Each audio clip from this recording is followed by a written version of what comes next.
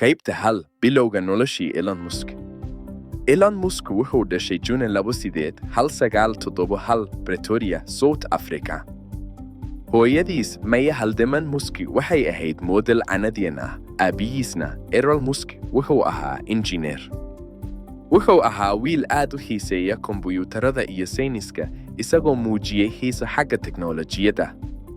markuu hal eber jir ahaa, wuxuu bilaabay barashada barnaamijyada kombuyuutarka, taasoo muujinaysa kartidiisa.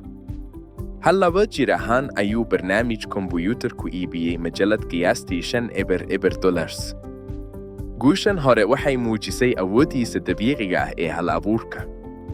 Elon wuxuu riyoon jiray inuu mustaqbalka beddelo dunida, gaar ahaan dhinacyada teknoolojiyadda iyo tamarta. carruurnimadiisa waxaa lagu calaamadeeyey caqabado oo ay ku jiraan in la gibay. deegaanka South Africa wuxuu saameeyey koritaankiisa. rabitaankan ah inuu ka fogaado fursado dhaqaale ayaa ku kalifay inuu u guuro Canada 1988. qaybtan waxay diiradda saaraysaa carruurnimadiisa, kuwaas oo didibada u taagay guulihiisa mustaqbalka. qaybta 2 guulihii hore iyo tijaabooyinkiisa.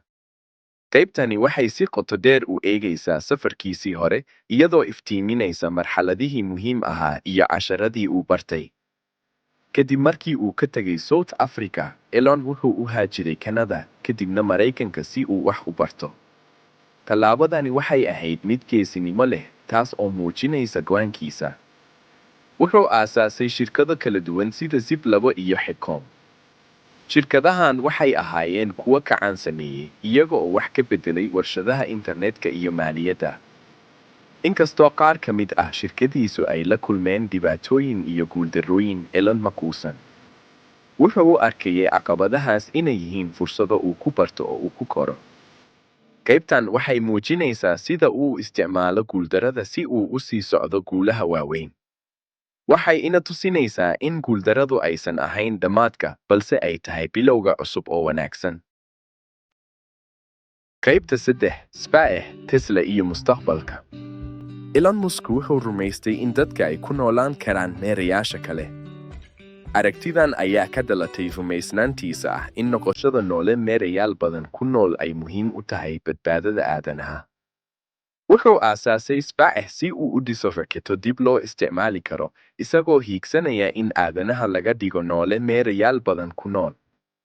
SpaceX waxay horumarinaysaa Starship oo ah gantaal 2 heer ah oo dib loo isticmaali karo, kaas oo loogu talagalay inuu dadka iyo xamuulka u qaado Mars. halka Tesla uu ka dhigayo baabuurta korontada mid caalami ah, isagoo dardargelinaya kala guurka adduunka ee tamarta waarta. Tesla waxay soo bandhigtay in baabuurta korontada ay ka wanaagsanaan karaan kuwa shidaalka ku shaqeeya xagga xawaaraha iyo raaxada. shirkaddu waxay bixisaa xalalka keydinta tamarta sida Powerwall iyo Megapack. Tesla waxay kaloo bixisaa qalabka cadceedda.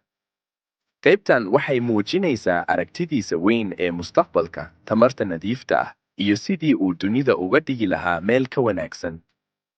Musk wuxuu hiigsanayaa inuu abuuro mustaqbal waara oo aadanaha ah, isagoo yareynaya ku tiirsanaanta shidaalka fosilka.